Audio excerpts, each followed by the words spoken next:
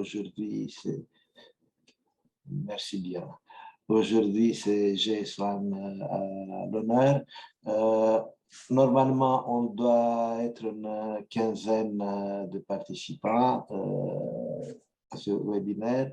Je vous demanderai à tous, comme d'habitude, donc de conserver le respect pour tout ce qui est règles de concurrence, surtout de la non-concurrence, donc de respect pour les personnes qui interviennent.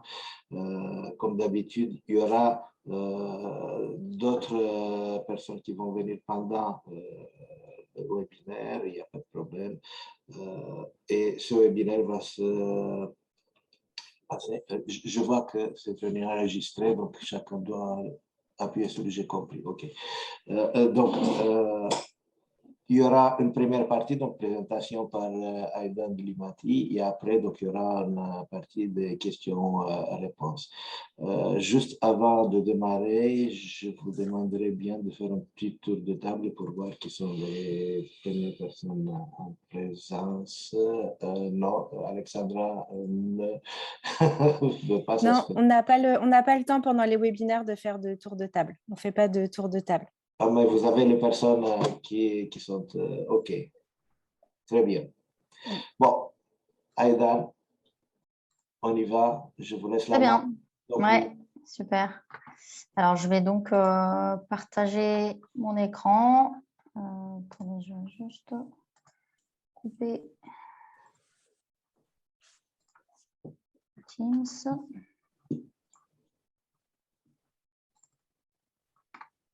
Alors, normalement, vous voyez mon écran? Oui, tout à fait. Ouais. Si tout va bien, parfait. Donc, bonjour à tous. Je suis Aidan Dilimulati. Je suis chef de marché construction et bricolage chez GS1 France. Aujourd'hui, c'est un plaisir d'intervenir pour ce webinaire pour parler de GS1 et l'offre de la filière construction chez GS1 France.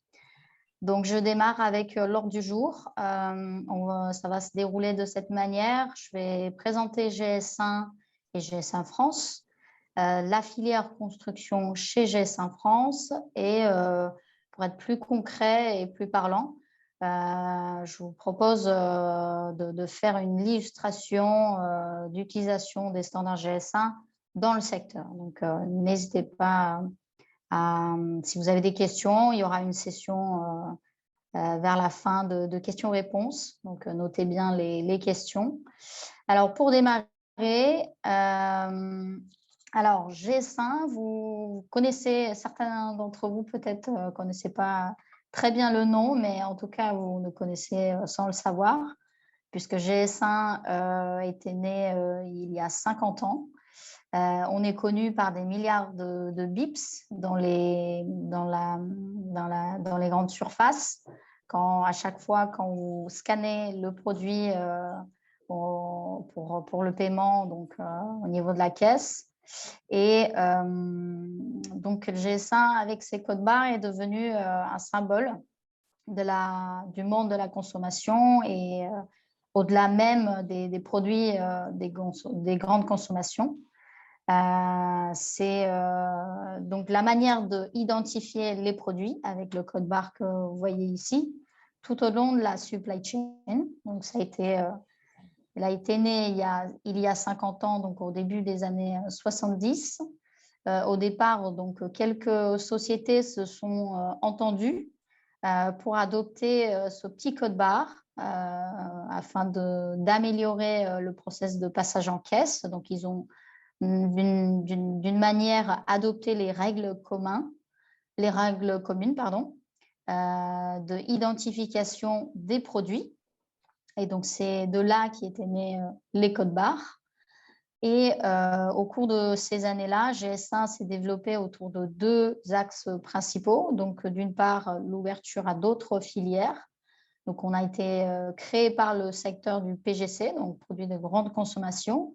Mais aujourd'hui, on intervient dans un peu plus de 20 filières. Je vais vous exposer également un peu plus tard. Et donc, il y a un élargissement par rapport à par rapport à d'autres filières, d'autres industries, dont aujourd'hui l'industrie de la construction, avec notamment donc les acteurs de la quincaillerie également. On a aussi un autre axe d'extension par rapport aux nouvelles technologies. Donc, le code barre a été né il y a 50 ans, mais avec l'évolution liée à l'innovation, il y a eu d'autres standards qui ont été au fur et à mesure créés. Donc, le plus connu par la suite, c'était aussi ce que vous utilisez le plus, j'imagine, l'EDI, l'échange de données informatisées, avec les échanges des messages commerciaux électroniques entre partenaires. Donc, il y a eu d'autres manières d'identifier le produit également par des codes 2D. Donc, sachant que le code GTIN avec l'ON, sa représentation est un code linéaire 1D. Donc, on a eu d'autres codes comme Data Matrix pour le secteur de la santé, la RFID également, beaucoup utilisée par du secteur du bricolage aussi, Decathlon, etc., comme acteurs qui a très largement adopté la RFID. Donc aujourd'hui, de nouveaux paradigmes changent la donne, puisque on voit que les échanges ont été multipliés, notamment par ces trois grandes principes, on va dire. Premièrement, du contenu au contenant au contenu. C'est la fin de la prédominance des marques. Aujourd'hui, les consommateurs ne se fient plus uniquement sur la notoriété de la marque pour effectuer son achat. Ils ont de nouveaux critères de consommation, notamment dans le secteur. On constate également cette évolution puisque les artisans, par exemple, pourraient très bien choisir leurs produits ne se fiant pas uniquement sur le bas prix, mais aussi par la provenance du produit, la qualité du produit et le process de fabrication du produit pour justement garantir sa qualité et l'authenticité du produit. On parle aussi du produit à l'usage, donc on passe d'un process de acheter à utiliser. Donc on va dans un nouveau modèle, on rentre dans un nouveau modèle économique, économie de la fonctionnalité. Donc c'est vraiment la fin de l'obsolescence programmée. Un produit désormais aura plusieurs vies, avec les concepts de recyclage, réemploi, notamment aussi très prononcés dans le secteur. On voit bien que les enseignes du bricolage proposent également des services de location d'outils désormais, et pas uniquement sur la vente. Et troisième chose, et pas la moindre, c'est du linéaire au réseau. Donc, de nouveaux modèles de supply chain émergent, notamment liés à la croissance du e-commerce, et des nouveaux acteurs comme les marketplaces. Et donc, ces acteurs-là, ces nouveaux paradigmes vont multiplier les échanges et vont rendre ces échanges entre acteurs plus complexes, mais tout cela vont renforcer d'autant plus le besoin d'identification des produits. Et on va voir par la suite exprimé par la raison d'être de GS1. Effectivement, la raison d'être de GS1 ne change pas, malgré l'évolution qu'on vient de voir. On avait toujours cette raison d'être d'identifier pour échanger aujourd'hui et demain. Donc, via des identifications uniques qui permettraient des échanges sans ambiguïté. Donc, le fait de donner un identifiant à un produit permet de la différencier d'un autre de manière vraiment sans ambigu, et avec des échanges automatisables de machine à machine pour éviter toutes interventions humaines qui sont source d'erreurs, et aussi des échanges bien sûr plus efficients. Et qu'est-ce qu'on identifie chez GS1? On va permettre aux acteurs de pouvoir identifier les produits, donc les unités consommateurs, les unités logistiques, que ce soit au niveau des colis d'expédition ou des palettes. On va pouvoir identifier, enfin, les entreprises pourront également pouvoir identifier leurs entités, leurs lieux, même certains comment dire, business units, s'ils souhaitent, notamment dans les échanges EDI, c'est ce qu'on voit de plus.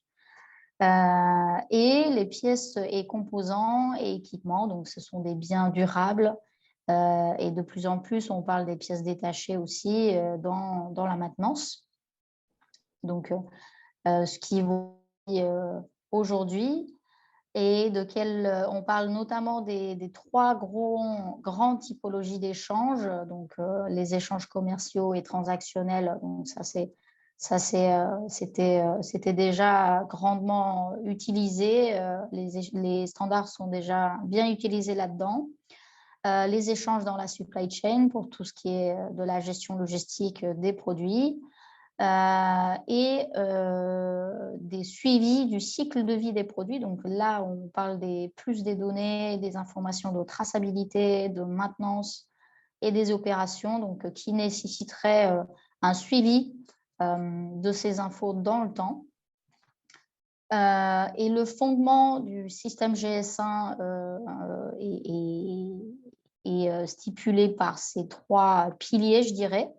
Donc, ces trois grands mots qui permettent de résumer vraiment le système GS1, identifier, capturer et partager. Donc, on va permettre aux acteurs d'identifier les choses, on va dire que ce soit des produits, des acteurs, des colis, etc., de pouvoir échanger et partager ces informations et grâce aux captures de données, donc à travers toutes ces technologies des différents supports.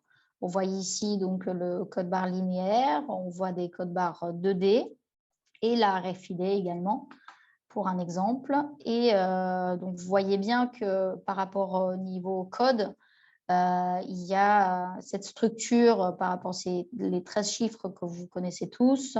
Donc, il y a une partie qui identifie qu'on appelle la préfixe entreprise, donc qui identifie l'entité entreprise, et l'entreprise qui va donner donc du coup des codes produits par rapport à ces référencements. Et il y a au dernier chiffre une clé de contrôle qui permet de structurer le code et de fixer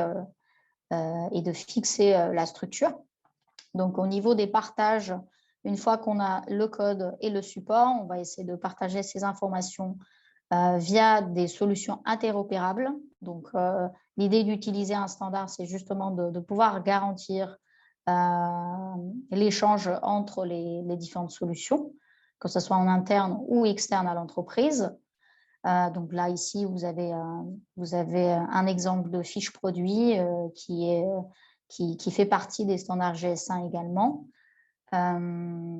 Et ensuite, donc, les trois principes par rapport les standards GS1, donc on parle de l'unicité en premier, donc un code et un produit, donc un item, qui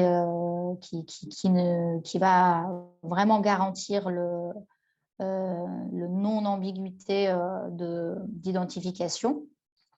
Et un identifiant ne peut être affecté que par un auteur autorisé par GS1 pour garantir l'intégrité du système GS1. Et en dernier, et pas la moindre, l'inclusion. Donc, l'élaboration des standards se veut inclusive et ouverte. Donc, c'est vraiment de ça qu'on parle par rapport à l'inclusion. Et aujourd'hui, si le système GS1 fonctionne, c'est parce qu'on a une structure et une gouvernance internationale. Et les deux valeurs clés de ce système, c'est bien inclusion, donc le fait d'inclure tous les acteurs et de faire émerger un intérêt commun. Et deuxièmement, de faire collaborer tous ces acteurs pour engager un consensus et sur les règles communes qui accompagnent du coup le système d'identification.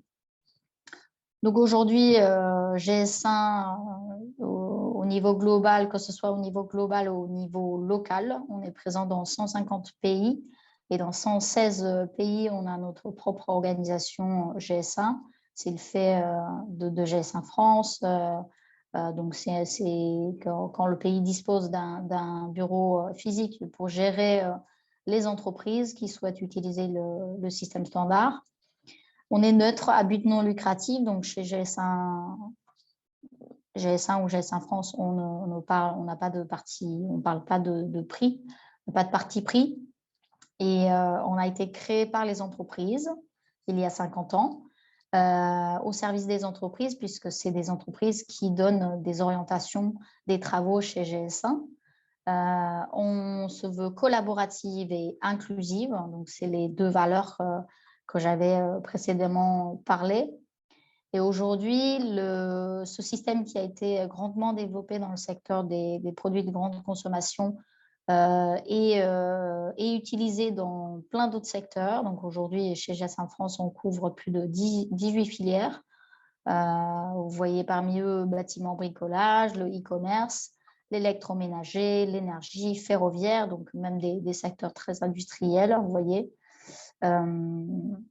Donc, l'élaboration des standards aujourd'hui se fait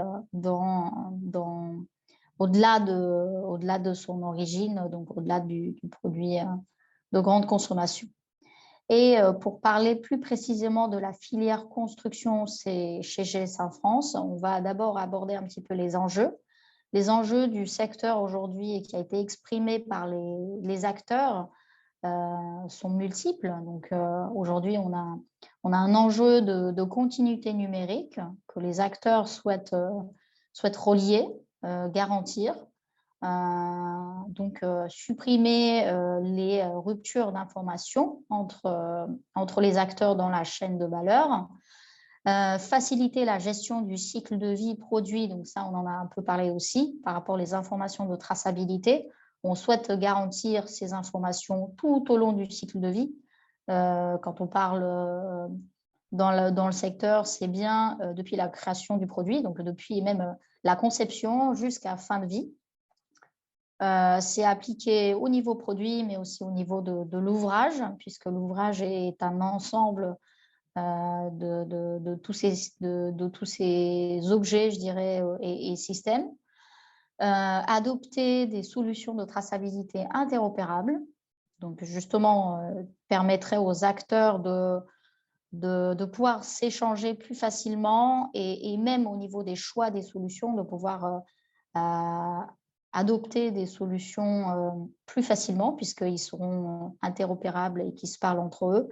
Donc, c'est la base, c'est justement l'identifiant qui permettrait de faire transiter ces informations produits, améliorer l'efficacité opérationnelle et accélérer la transformation numérique. Donc, ça, c'est bien lié aux enjeux du numérique, pardon.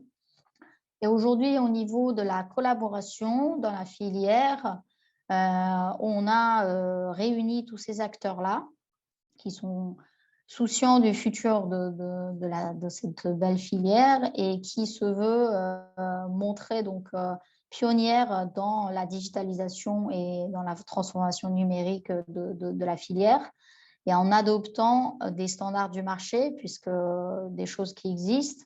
Et si cela n'existe pas, c'est bien le lieu aussi de les créer avec les bonnes règles qui les accompagnent. C'est de là qu'on a créé cette offre, donc l'ID Construction. Qu'est-ce que c'est l'ID Construction? C'est la manière d'identifier les objets de construction.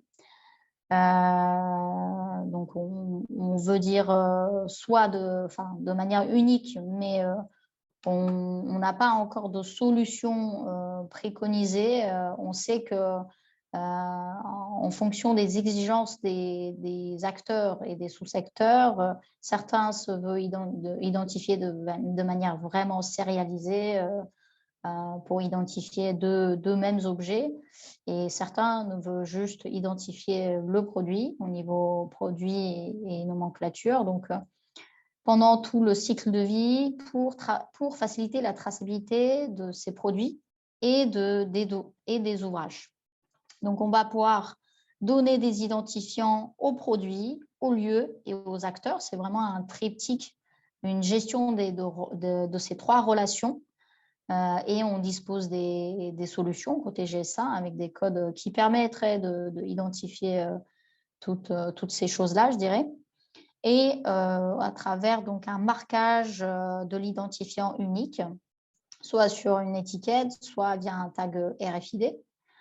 Et in fine, de partager l'enregistrement et de partage des données liées à cet identifiant entre les différentes bases de données pour garantir justement l'interopérabilité des différentes solutions. Et les bénéfices de cette offre sont aussi multiples. On va pouvoir, via cette identification unique et non ambiguë, améliorer la connaissance des produits entre acteurs qui sont nécessaires à la gestion de leur cycle de vie. On va pouvoir optimiser le suivi des produits entre les acteurs pour justement, on parlait de continuité numérique, de réduire et de supprimer tous les points de rupture. On va pouvoir simplifier la gestion des stocks et des approvisionnements. Donc, ça, c'est approuvé dans la supply chain. Et faciliter la traçabilité des ouvrages dès la fabrication jusqu'à fin de vie et jusqu'à la valorisation des produits pour avoir une seconde vie. Donc, c'est là qu'on va voir aussi les règles d'identification pour voir comment on pourra identifier un produit dès lors qu'il revit sa deuxième vie. Et c'est là que je voulais vous illustrer avec un exemple concret côté GS1 avec les différents identifiants. Je vais pouvoir lancer la vidéo. Dites-moi si vous entendez et vous voyez bien.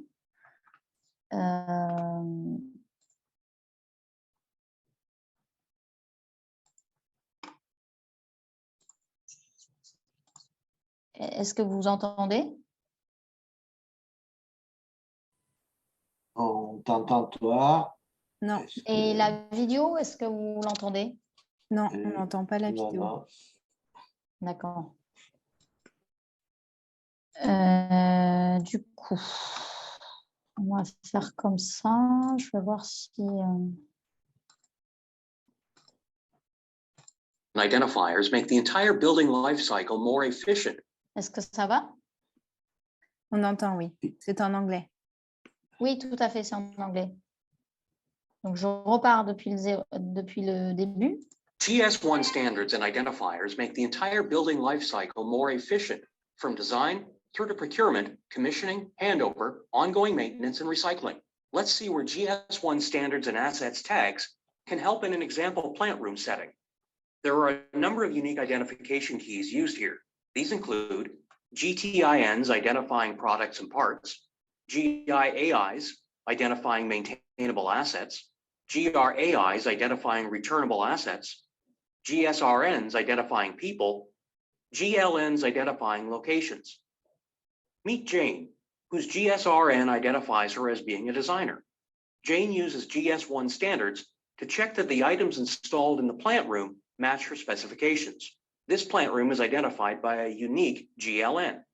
When Jane scans a GTIN or GIAI, she gets verification that the actual item's properties and attributes match her design criteria in the health and safety file, for example. She can also open the associated BIM models on her handheld device to confirm the accuracy of the installation. Paul is an installer. He uses the GIAI tag to access installation instructions and to confirm that he has a target time to complete this task using data pulled from the 4D BIM models. The maintenance team benefit a lot from GS1 standards. Jack is a service engineer with his GSRN linking to details about his skill set, certifications, and daily work schedule. When he enters a plant room, he could scan the GLN tag to get a list of all open tasks in that room.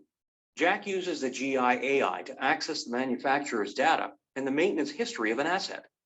Replacement parts are delivered in advance of Jack's visit by an automated guided vehicle with a GRAI tag. The packages in the automated guided vehicle are labeled with serial shipping container codes. Files sent to Jack's handheld device provide details about the individual replacement parts identified by GTINs contained in the delivery. Scanning newly installed parts updates the asset's maintenance history. Swapped out parts can be scanned and returned to maintenance stores for refurbishment and reuse or for recycling. As all this activity is recorded, it can be analyzed to improve designs and processes. GS1 standards, helping to digitalize the built environment.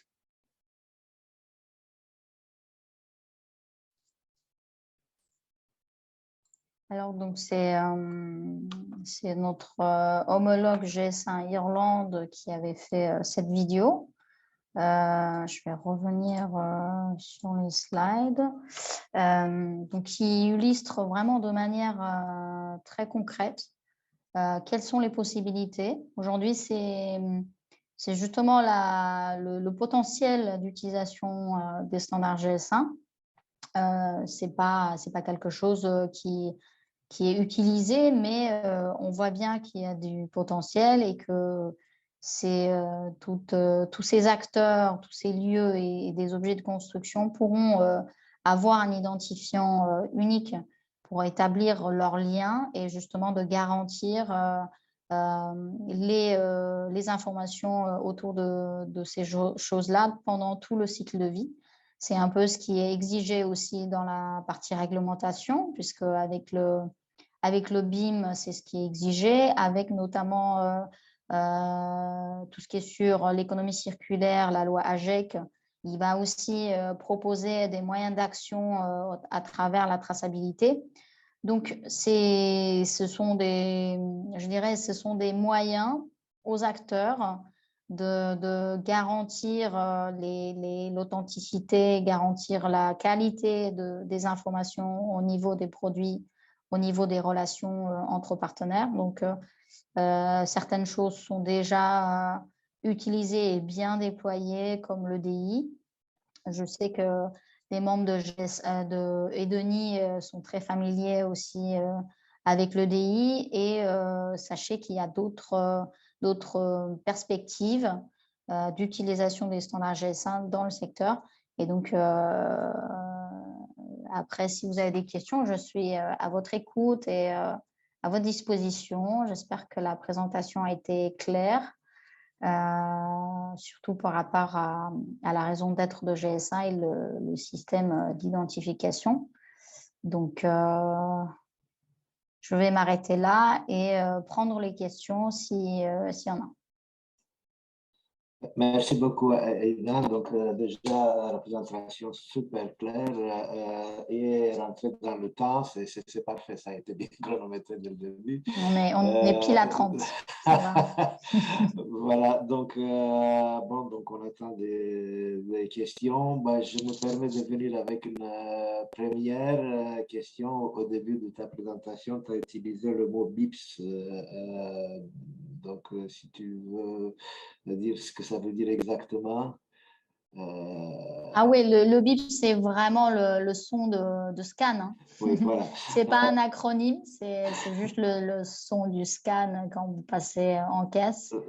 Voilà, on comptabilise 10 milliards de bips par jour dans le monde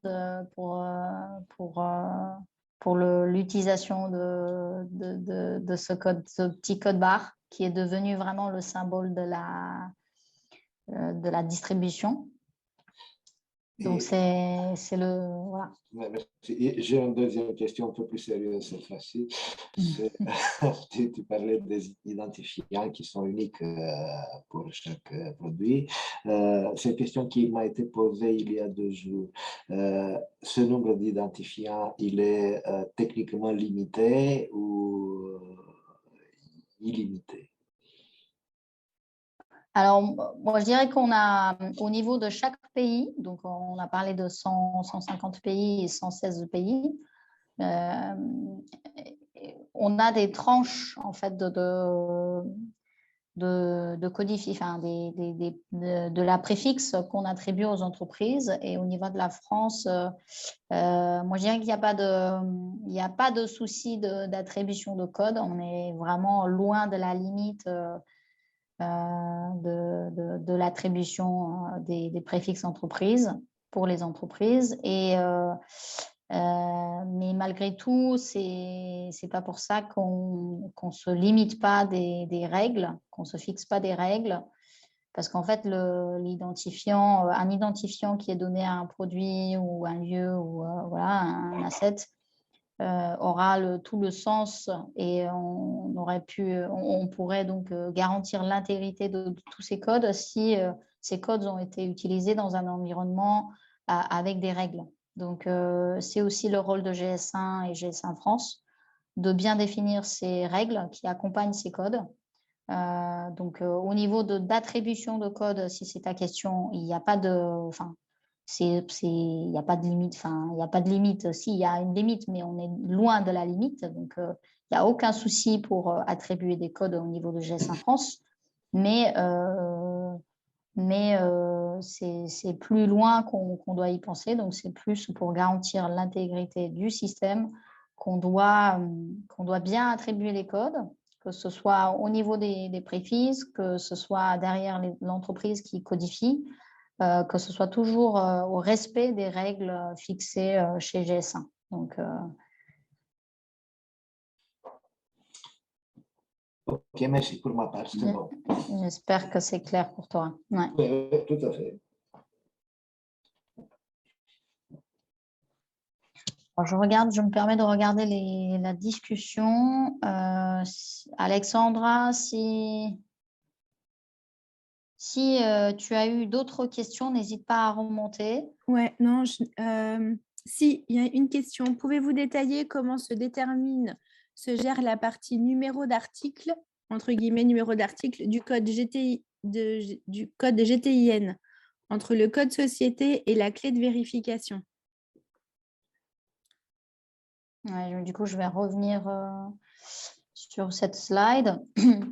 Alors, si j'ai bien compris, c'est de voir pourquoi il y avait comment se structure un GTIN. Le GTIN, donc le fameux standard qui signifie Global Trade Item Number, donc qui est une norme au niveau de l'ISO 15495. Donc, le code GTIN est structuré de cette manière, avec une préfixe entreprise. Là, j'ai montré avec 6 chiffres, mais ça peut être plus. C'est vraiment par rapport à la capacité de l'entreprise qui souhaite codifier le produit. Donc, s'il a une moindre capacité, il y aura moins de produits à codifier, donc il aura une préfixe plus longue et la capacité de codification plus faible. Et à la fin, la clé de contrôle, c'est vraiment un algorithme qui est calculé au niveau de la machine et qui fixe la structure pour que le code soit unique. Je ne sais pas si c'est clair ou si la personne a d'autres questions. N'hésitez pas à reprendre votre question si c'est autre chose que vous attendez. C'est moi qui avais posé la question, excusez-moi. C'était juste pour savoir comment se déterminer ce code produit. Est-ce qu'il y a des règles strictes ou est-ce que c'est de libre arbitre de la société une fois que le préfixe est déterminé, par exemple? Alors, oui, effectivement, quand je parlais des règles, par rapport à cette partie codification de produits, on préconise que l'entreprise codifie ses référencements de manière séquentielle pour pas justement perdre la capacité de codification. Parce qu'en fait, si l'entreprise donne du sens pour certains codes ou certains chiffres, il pourrait rater donc entre les tranches, des codes pourront être perdus. Et donc, c'est pour ça qu'on préconise que l'entreprise codifie de manière séquentielle ses produits de manière à suivre vraiment référence par référence. Mais sinon, c'est effectivement l'entreprise qui codifie toute cette partie code produit. GS1 France n'interviendra pas. Si elle veut, l'entreprise pourrait aussi enregistrer et créer ses codes à partir de son espace client, donc chez nous, avec un outil qui s'appelle Code Online, qui permettrait du coup de lui donner le code directement, que l'outil calcule la clé et lui donner le code produit directement et aussi permettrait aux entreprises d'imprimer les codes barres correspondants par la suite. Donc, c'est un outil de gestion et si l'entreprise renseigne cet outil, là, effectivement, on aura une vue au niveau de GS1 France que telle référence correspond à tel code. Mais autrement, s'il ne renseignait pas cette base ou ce registre, je dirais, c'est vraiment tout sera géré par l'entreprise, mais qu'on n'aura pas de vue sur quel code a été attribué à quel produit.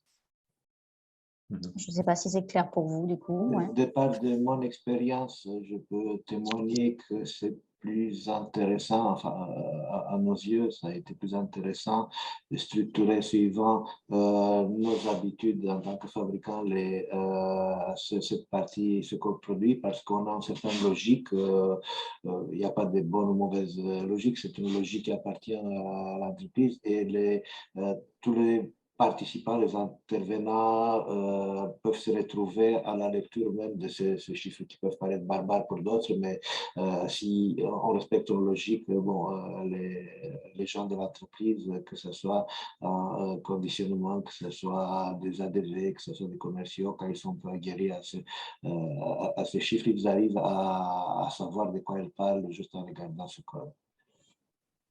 En tout cas, ce code se veut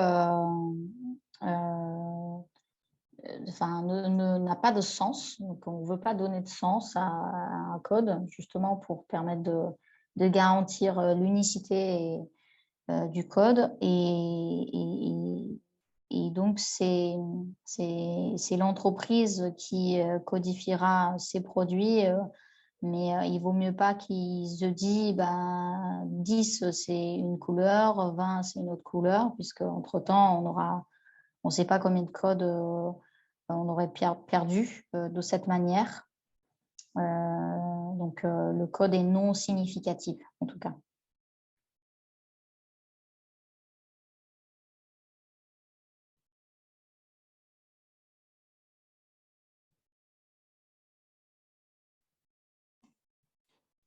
Parce que toutes les sociétés aujourd'hui qui suivent le webinaire connaissent bien le système GS1 et utilisent les standards GS1.